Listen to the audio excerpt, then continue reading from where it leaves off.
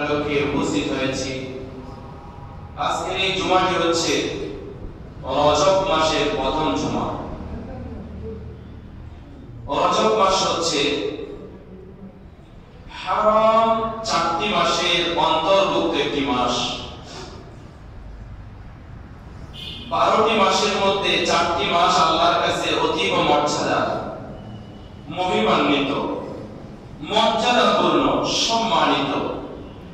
এই 4টি মাসের মধ্যে একটি মাস হলো রজব মাস। সুবহানাল্লাহ।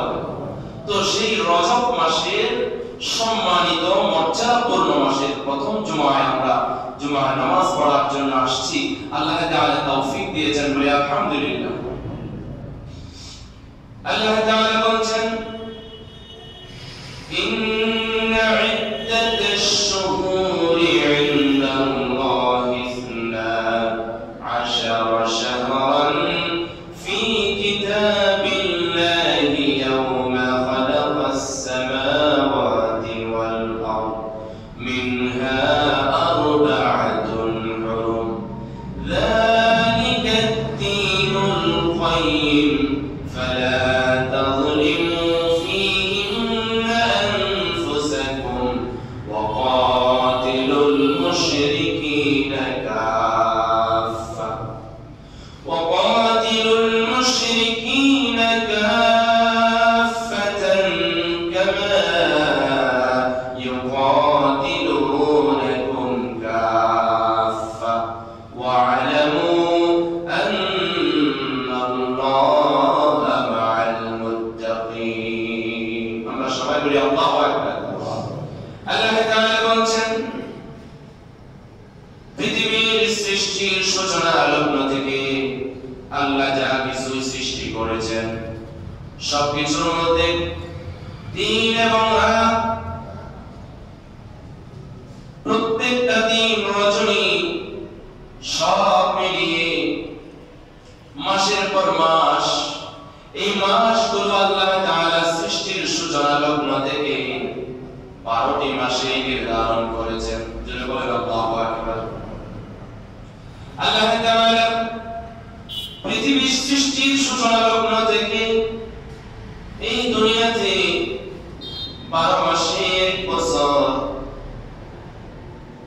এই 12 মাসের মধ্যে আল্লাহ তাআলা বলেন 4টি মাস সম্মানিত, মর্যাদাপূর্ণ। হারাম 4টি মাস আল্লাহ তাআলা 12 মাসের মধ্যে রেখেছেন। তার মধ্যে একটি মাস হলো রজব মাস। এই রজব মাস সহ 4টি হারাম মাসে আল্লাহ তাআলা আমাদের জন্য কিছু বিষয় নিষিদ্ধ করেছেন। তার মধ্যে সর্বপ্রথম যেটা নিষিদ্ধ করেছেন সেটা হচ্ছে ফালা তাযলিমু ফীহিন্না আনফুসাকুম। আল্লাহ তাআলা এক নাম্বার বলেন হারাম মাসের মধ্যে, মর্যাদাপূর্ণ 4টি মাসের মধ্যে তোমরা নিজেদের উপরে জুলুম করবে না। আল্লাহু আকবার। নিজেদের উপর জুলুম করা যাবে না। এই হারাম মাস যখন চলে আসতো তখন মদিনা, মক্কা শরীফের আল্লাহর নবীর সাহাবারা দূর দূরান্ত থেকে যখন ব্যবসা বাণিজ্য করতেন, সফর করতেন, সফর থেকে নিজ নিজ গন্তব্যস্থলে চলে আসতেন। সুবহানাল্লাহ। কি করার জন্য? নিজের উপর যেন জুলুম না হয়, যেন বেশি বেশি আমল করতে পারে, ইবাদত বন্দেগী করতে পারে। যেন বলেন আল্লাহু আকবার। আল্লাহ তাআলা বলেন ফালা তাযলিমু ফীহিন্না আনফুসাকুম, তোমরা তোমাদের নিজেদের উপর জুলুম করো না। এবার আসুন, জুলুমটা কি? জুলুম যদি আপনি অপরাধ করেন, গুনাহ করেন, অন্যায় করেন, অবিচার করেন, এটা আপনার নিজের উপর জুলুম। তবে কোরআনুল কারীমের ভাষায় সবচেয়ে বড় জুলুম কি, এটা আমাদের জানার দরকার আছে না নাই? আল্লাহ তাআলা কোরআনুল কারীমে অন্য আয়াতে বলেন ইন্নাশ শিরকা লাযুলমুন আযীম।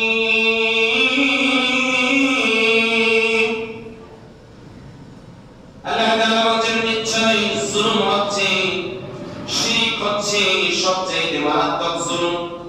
শিরক করা সবচেয়ে বড় মারাত্মক জুলুম। তাহলে আমাদেরকে শিরক থেকে বেঁচে থাকতে হবে। 12 মাসই আমরা শিরক থেকে, অন্যায় থেকে, অভিশাপ থেকে, জুলুম থেকে বেঁচে থাকবো, গুনাহ থেকে দূরে থাকবো। তবে এই হারাম মাস যখন চলে আসবে আমাদেরকে বেশি বেশি গুনাহ থেকে বেঁচে থাকার চেষ্টা করতে হবে এবং বেশি বেশি আমল করতে হবে। আমরা হারাম শরীফ বলি না, কাবা শরীফের যে জায়গাটুকু হারাম শরীফ, হারাম শরীফের ভিতরে কি একটা পিঁপড়া মারাও নিষেধ, অপরাধ। কাউকে কষ্ট দেওয়া অপরাধ। তাহলে আপনি হারাম শরীফের বাইরে যদি কোনো গুনাহ করেন, এই গুনাহের একটা ওজন আছে। কিন্তু হারাম শরীফের ভিতরে গিয়ে গুনাহ করলে এই গুনাহ ওজনটা আরো বেশি হয়ে যাবে। ঠিক কিনা বলেন? ঠিক তেমনি ভাবে 12 মাসের ভিতরে 8 মাস গুনাহ করেছেন, এই গুনাহ এক ধরনের ওজন। কিন্তু 4টি মাস হারাম ঘোষণা করা হয়েছে, ওই হারাম মাসের ভিতরে গুনাহ করার ওজন কিন্তু বেশি হয়ে যাবে, ভারী হয়ে যাবে। এজন্য এই হারাম মাস, যে রজব মাস আমাদের মাঝে উপস্থিত, এই রজব মাসে আমরা অন্যায় থেকে, জুলুম থেকে, পাপাচার থেকে, গুনাহ থেকে, শিরক থেকে বেঁচে থাকবো। আল্লাহ তৌফিক দান করুন বলি আমিন। তাহলে আল্লাহ তাআলা বলেন, তোমরা নিজেদের উপর জুলুম করো না। এখানে সবচেয়ে বড় জুলুম হলো আল্লাহ কোরআনুল কারীমে ঘোষণা করেন, ইন্নাশ শিরকা লাযুলমুন আযীম। শিরক হচ্ছে সবচেয়ে বড় জুলুম। কাজেই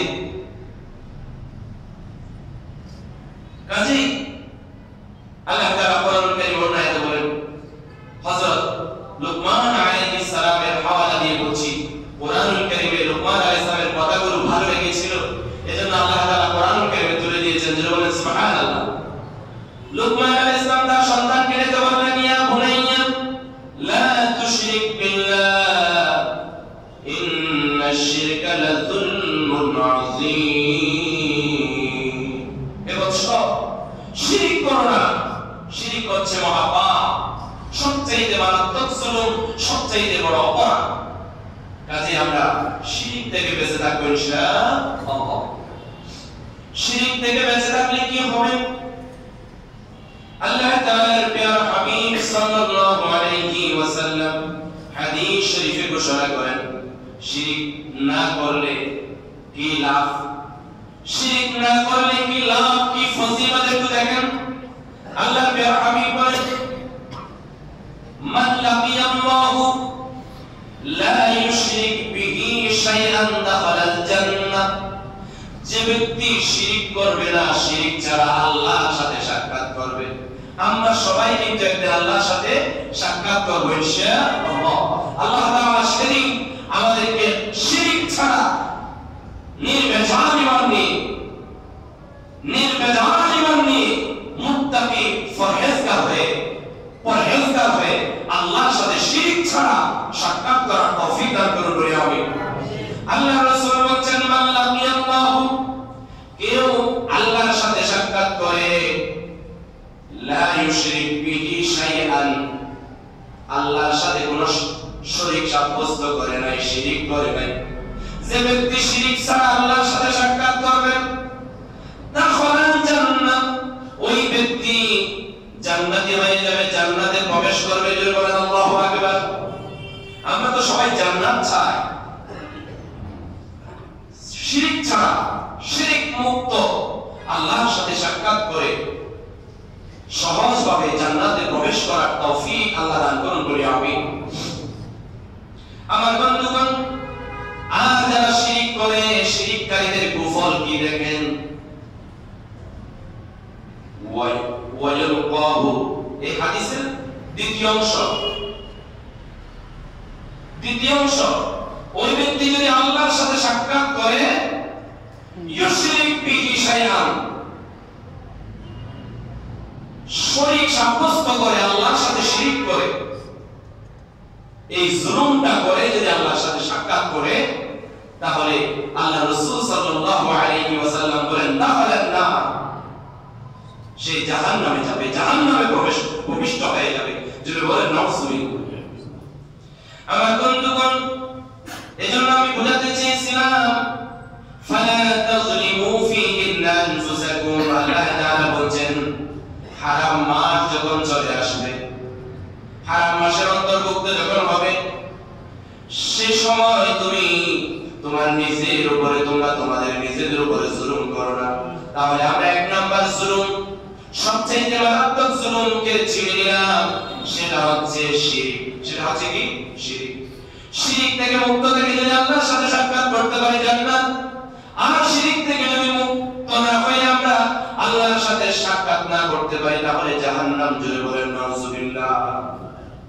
প্রিয় হাজির, এই রজব মাসের সূচনা যখন হয়ে যেত, আল্লাহর প্রিয় হাবিব সাল্লাল্লাহু আলাইহি ওয়াসাল্লাম একটি দোয়া শিখিয়ে দিয়েছেন। এই দোয়াটাকে আমরা সবাই মিলে একটু পড়ি। আমরা কিন্তু রমজানের কাছাকাছি চলে আসছি। সুবহানাল্লাহ। আল্লাহ তাআলা আমাদের রজব এবং শাবান মাসে বরকত দান করুন, বলি আমিন। আর রমজান মাস পর্যন্ত আমাদের হায়াতটা বৃদ্ধি করে দিন, বলি আমিন। আরো জোরে বলেন না আমিন। আল্লাহর প্রিয় হাবিব সাল্লাল্লাহু আলাইহি ওয়াসাল্লাম রজব মাসের সূচনা যখন হয়ে যেতেন, তখন আল্লাহর নবী সাহাবাদেরকে ডেকে এই দোয়াটা শিখিয়ে দিতেন, পড়তেন। পরিবার পরিজনকে নিয়ে সবাই মিলে পড়তেন।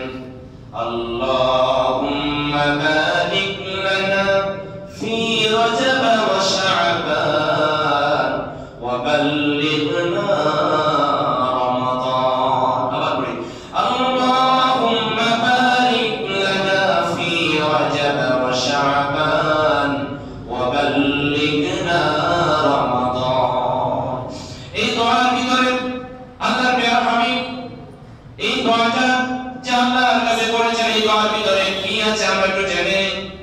আমরা দোয়ার মাধ্যমে আল্লাহকে বললাম, আল্লাহ, হে আল্লাহ, রজব মাস এবং শাবান মাসে আমাদের জন্য বরকতময় করো। রজব মাস এবং শাবান মাস আমাদের জন্য বরকতময় করো, আর রমাদান পর্যন্ত আমাদের হায়াতটাকে বাড়িয়ে দাও। যেন বলেন আমিন।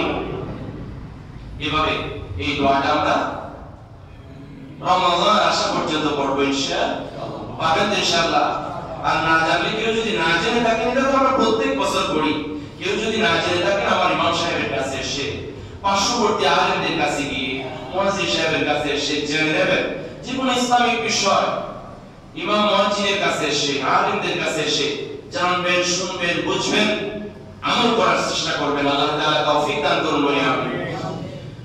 আমার বন্ধুগণ, এবার শুনুন, যে আয়াত নিয়ে আমি শুরু করেছিলাম, এখানে প্রথম অংশ আমি বললাম, এক নম্বরে আল্লাহ তাআলা আমাদেরকে নিজের সাথে জুলুম না করার কথা বললেন। দুই নম্বরে বললেন ওয়াকাতিলুল মুশরিকিনা কাফাতান কামা ইউকাতিলুনাকুম কাফা। মুশরিকদের সাথে তোমরা যুদ্ধ করো। যারা শিরক করে তারা কি? মুশরিক। আল্লাহ তাআলা বলেন ওয়াকাতিলুল মুশরিকিনা কাফাতান কামা ইউকাতিলুনাকুম কাফা।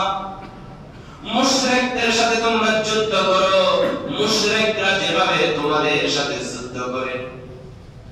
তাই বলে কি আমরা যারা শিরক করে, যারা বাজারে গিয়ে আল্লাহর কাছে কাছে, বান্দার কাছে যায়, কবরের কাছে যায়, মাজারের কাছে যায়, এবং আমার বন্ধুগণ কিছু ইহুদি খ্রিস্টান বেঈমান মুসলিম আছে, তারা চায় পূজা মণ্ডপে মূর্তির কাছে তারা শিরক করে। যদি বলেন ঠিক কিনা? তারা শিরক করে। তো সেই শিরকের বিরুদ্ধে আল্লাহ যুদ্ধ ঘোষণা করতে বলেছেন। তার মানে কি আমরা তাদেরকে অস্ত্র শস্ত্র নিয়ে কতল করব না। মুশরিকরা, শিরককারীরা মুসলমানদের সাথে সরাসরি যখন যুদ্ধে লিপ্ত হয়ে যাবে, ঠিক তখনই মুসলমানদেরকে ওই মুশরিকদের সাথে তারা যেমন তরবারি, তারা যেমন অস্ত্র নিয়ে, তারা যেমন মিসাইল নিয়ে, তারা যেমন বিমান নিয়ে, তারা যেমন বোমা নিয়ে, রিভলভার নিয়ে, তারা যেমন AK-47 নিয়ে সেভাবে প্রতিবাদ করে যুদ্ধ করতে হবে। আর যদি তারা অবহেলা করে, মুসলমানরা আগে বাড়ে না, যখন মায়ের গায়ে পিছনে দেওয়ালে পিঠ ঠেকে যায় তখন মারা শুরু করে, লিল্লাহি তাকবীরের মাধ্যমে যখন মারা শুরু করে, আল্লাহর জমিনে আল্লাহ তাআলা ফেরেশতাদের মাধ্যমে সাহায্য করে মুসলমানদেরকে বিজয় দিয়ে দান করে বলে আল্লাহু আকবার।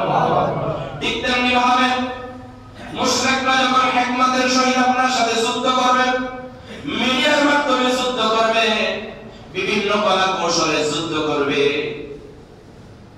ঠিক তেমনি ভাবে আমাদেরকে মিডিয়ার মাধ্যমে যুদ্ধ করতে হবে, আমাদেরকে হিকমার মাধ্যমে প্রজ্ঞার মাধ্যমে যুদ্ধ করতে হবে, কৌশলে তাদেরকে শিরক থেকে ফিরাতে হবে। তার মানে কেউ যদি শিরক করে কিংবা শিরকের দিকে প্ররোচনা করে আপনাকে নিয়ে যেতে চায়, এই শিরক থেকে বাঁচার জন্য নিজের সাথে যুদ্ধ করা লাগবে। আল্লাহু আকবার। এখন আমাকে আর আপনাকে ও মুসলিমদের পূজা মণ্ডপে গিয়ে মূর্তি পূজা ভাঙার দরকার নাই। আমাদের মুসলমানদের ভিতরে কিছু মূর্তি বানানোওয়ালা আছে না নাই? ওই মূর্তি বানানোওয়ালা লোকগুলোকে আগে ফিরান, আগে আপনার ঘর ঠিক করেন, আগে আপনার মুসলমান ভাই বোনদেরকে ঠিক করেন, তারপরে না হয় বেঈমানদের সাথে মুশরিকদের সাথে যুদ্ধ করবেন। এখন আমাদের যুদ্ধ করা লাগবে নিজের সাথে। নিজের সাথে কোন শিরক লেগে আছে কিনা শিরক পরিহার করতে হবে। নিজের পরিবার কোন শিরক করতেছে কিনা, সমাজের মানুষগুলো শিরক করছে কিনা, প্রতিবেশী শিরক করছে কিনা, আমার দেশের মুসলিম উম্মাহ শিরকের দিকে ধাবিত হচ্ছে কিনা। এই যে কিছু কিছু আলেম ওলামা আছে মাজারের দিকে ডাকে, কবর পূজার দিকে ডাকে, মাজার পূজার দিকে ডাকে, আল্লাহর দিকে যে পরিমাণ মানুষকে ডাকে না, সে পরিমাণ মাজারের দিকে ডাকে। যদি বলেন নাউজুবিল্লাহ। এই যে গিয়াসউদ্দিন তাহেরি, আবুল কালাম আজাদ বয়ানী, ডুম বয়ানী, এরপরে চট্টগ্রামের একজন নাকি লিপস্টিক হুজুর, জাহাঙ্গীর হুজুর, এরা মাজারের দিকে ডাকে, এরা শিরকের দিকে ডাকে, এরা ধ্বংসের দিকে ডাকে, এরা মুসলিম উম্মাহকে জাহান্নামের দিকে ডাকে। যদি বলেন নাউজুবিল্লাহ। আল্লাহ যা দিতে পারেন, আল্লাহ যা করতে পারেন, কোন পীর আউলিয়া দিতে পারে না এবং পারে না। যদি আপনার কোন পীর, কোন বুজুর্গ, কোন আউলিয়া যদি আপনাকে সন্তান দিতে পারে মনে করেন, যদি আপনার সম্পদে আপনার ব্যবসা বাণিজ্যে লাভ করে দিতে পারে এটা মনে করেন, তাহলে আপনি শিরক করছেন। এই শিরক থেকে আমাদের ফিরে আসতে হবে। আমার বন্ধুগণ, আমার মুসলিম ভাই বোনেরা, আমাদের দেশে কোনো জায়গায় মূর্তি তৈরি করে কিনা দেখতে হবে। বাংলাদেশে একজন প্রধানমন্ত্রী ছিলেন, তিনি এখন গায়েব হয়ে গিয়েছে, তিনিও মূর্তি বানিয়েছিলেন। আলেম ওলামারা নিষেধ করেছিলেন আপনি আপনার বাবার মূর্তি বানায়েন না। নূহ আলাইহিস সালামের যুগে একটা ঘটনা আমি আপনাদেরকে একটু পরে বলবো, কোরআনুল কারীমের আয়াতের হাওয়ালা দিয়ে। আলেম ওলামারা নিষেধ করেছিলেন আপনি আপনার বাবার মূর্তি রাস্তাঘাটে বানায়েন না, এগুলো আপনার বিপদ থেকে আনবে। মানেন নাই তো আপনার বাবা যে সম্মানের আসনে ছিল এই বাংলাদেশে, সেই সম্মান থেকে আপনার বাবার সম্মান আপনি ধ্বংস করেছেন। যদি বলেন নাউজুবিল্লাহ। মূর্তি বানালেন, মুসলিম উম্মাহ নারায়ে তাকবীর দিয়ে লিল্লাহি তাকবীর দিয়ে মূর্তি বানালেন। আমরা কোন মুসলিমদের মূর্তি ভাঙি নাই, আমরা আমাদের জাতি, এখানে বাংলাদেশের অনেকেই বলে জাতির জনক, বলে না? এবং তিনি একটা ডাক দিয়েছিলেন বাংলাদেশকে ঐক্যবদ্ধ করার জন্য, পাকিস্তান থেকে জয়লাভ করার জন্য। তিনি বলেছিলেন আমি আমার বাংলাদেশকে মুক্ত করেই ছাড়ব ইনশাআল্লাহ। তিনি ইনশাআল্লাহ বলেছিলেন। তিনি মুসলমান ছিলেন, তিনি আলেম বিদ্বেষী ছিলেন না, আলেম আমাদেরকে ভালোবাসতেন। সেই ভালোবাসার জায়গা থেকে আমরা সবাই বলেছিলাম আপনি মুসলমানের মূর্তি বানাইলেন না। ওনার মূর্তি বানানো মানে আপনার বাবার কবরে আপনি কষ্ট দেওয়া, আপনার বাবার কবরে অশান্তি তৈরি করা, আলেম ওলামারা বলেছিল। কিন্তু মানেন নাই। আল্লাহ এমন ভাবে ধ্বংস আপনার জন্য, আল্লাহ এমন ভাবে ধ্বংস আপনাকে করেছে যে একেবারে আপনার প্রধানমন্ত্রিত্ব হারিয়েছেন, আপনার বাবার মান সম্মান মাটির সাথে দোলার সাথে মিশিয়ে গিয়েছে। জোরে বলে নাউজুবিল্লাহ। এটা তো আমরা কোরআন এবং সুন্নাহ থেকে ইতিহাস কেটে দেখে এটা আমরা বলেছিলাম কিন্তু মারে নাই। কি জন্য বলেছি জানেন? নূহ আলাইহিস সালামের দিকে আমি চলে যাই। আল্লাহ তাআলা কোরআনুল কারীমে বলেন, ওয়ালাকাদ আরসালনা নূহান ইলা কওমিহি ফালাবিসা ফীহিম আলফ সানাতিন ইল্লা 50 আমা ফাআখাযাহুমুত তুফান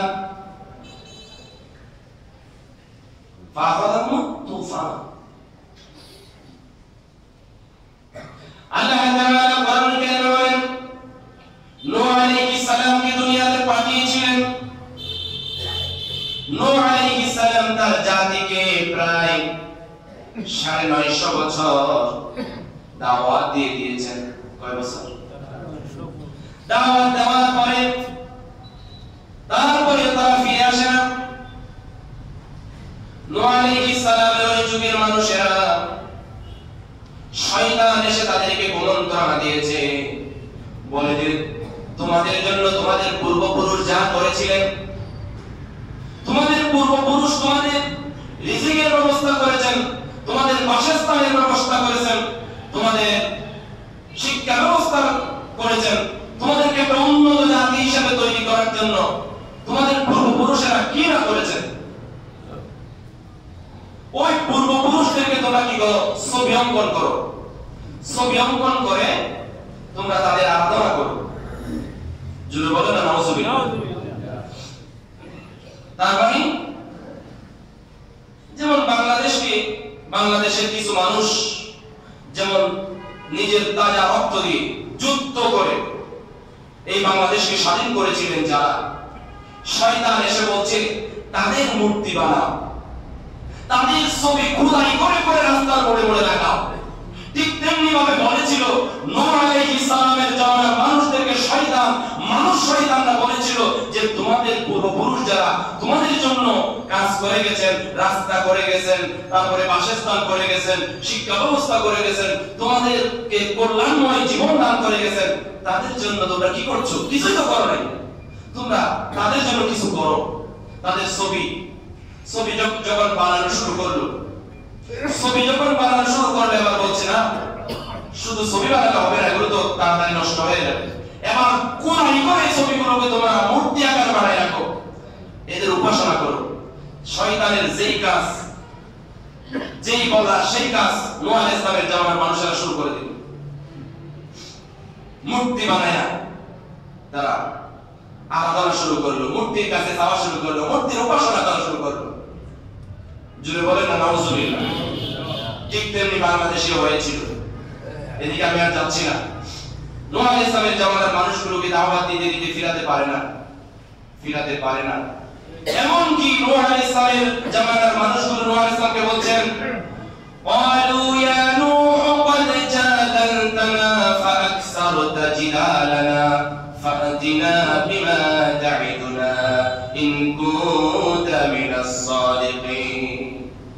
ও নূহ, তুমি আল্লাহকে বলো, তোমার রবকে বলো, তোমার প্রভুকে বলো যে আমাদেরকে গজব দিতে, আযাব দিতে। জোরে বলেন না নাউজুবিল্লাহ।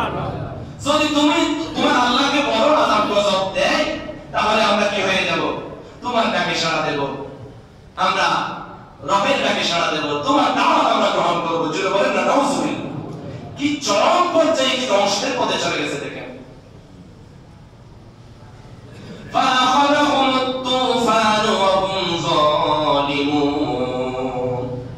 তাদেরকে একটা তুফান আল্লাহ তাআলা দেওয়ার জন্য, তাদেরকে একটা গজব হিসেবে দেওয়ার জন্য আল্লাহ তাআলা নূহ আলাইহিস সালামকে বললেন, ও নূহ আলাইহিস সালাম, তুমি একটা ওই পাহাড়ে গিয়া একটা কিস্তি বানাও, বিশাল নৌকা বানাও। সুবহানাল্লাহ, সুবহানাল্লাহ। নৌকা বানানো শুরু করলেন পাহাড়ের উপরে। আমাদের দেশের নৌকা বানায় সাগরের কিনারায়, নূহ আলাইহিস সালাম নৌকা বানাচ্ছে কোথায়? পাহাড়ের উপরে। এটা দেখতে কেমন কেমন লাগে না? এখন নূহ আলাইহিস সালামের কওমেরা বলল, ও ভাই আসো আসো আসো, দেখো দেখো। নূহ আলাইহিস সালামকে আমরা পাগল বলতাম, এটার কোনো দলিল ছিল না। এখন আমরা পাগল বলতে পারবো, একটা দলিল আছে। মানুষ নৌকা বানায় সাগরের কিনারায়, নূহ আলাইহিস সালাম নৌকা বানাচ্ছে কোথায়? নবীদেরকে পাগল করেছে যুগ যুগ ধরে। আমার বিশ্বনবী মানবতার মুক্তির দিশারি মুহাম্মদুর রাসূলুল্লাহ সাল্লাল্লাহু আলাইহি ওয়াসাল্লামকে জালিমরা, কাফেররা, বেঈমানরা, ইসলাম বিদ্বেষীরা তারা পাগল বলেছিলেন। জোরে বলেন নাউজুবিল্লাহ। এই সূচনা হয়েছে অনেক আগে থেকে। নূহ আলাইহিস সালামকে পাগল বলেছিল তারা, এবং নূহ আলাইহিস সালাম আল্লাহর কথা অনুসারে কিস্তি তৈরি করলেন, সেখানে জোড়ায় জোড়ায় জোড়ায় জোড়ায় পাখি, পশু পাখি, মানুষ সবাইকে তুলে নিলেন জোড়ায় জোড়ায়। এরপরে নূহ আলাইহিস সালামের ডাকে যারা সাড়া দিয়েছেন, নূহ আলাইহিস সালামের দাওয়াত যারা কবুল করেছেন, তারা ওই নৌকার মধ্যে উঠে পড়লেন। আর নূহ আলাইহিস সালামের দাওয়াত যারা কবুল করে নাই, সেখানে নূহ আলাইহিস সালামের একজন সন্তানও ছিল, তার নাম কি জানেন নাকি? কেন? ওই সন্তান নূহ আলাইহিস সালামের দাওয়াত কবুল করে নাই।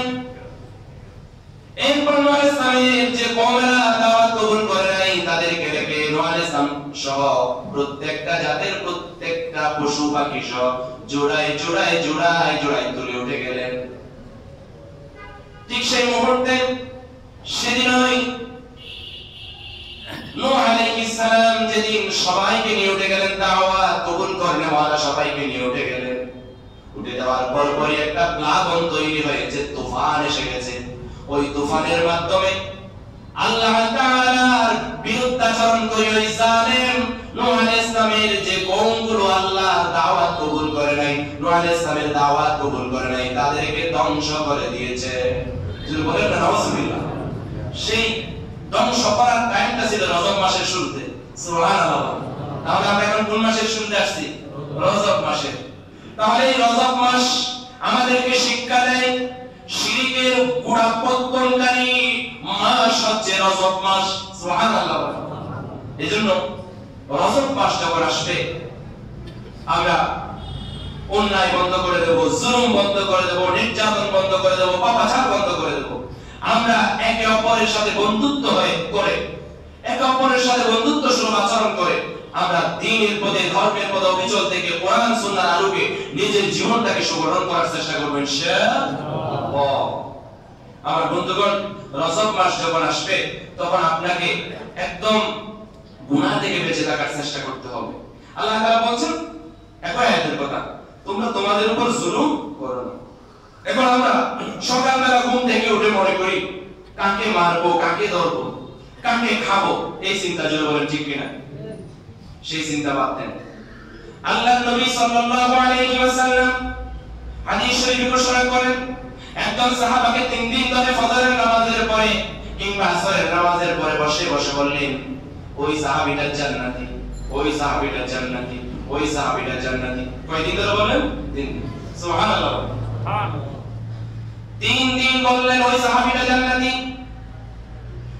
ওই সাহাবীটা জান্নাতে যাওয়ার রহস্য কি?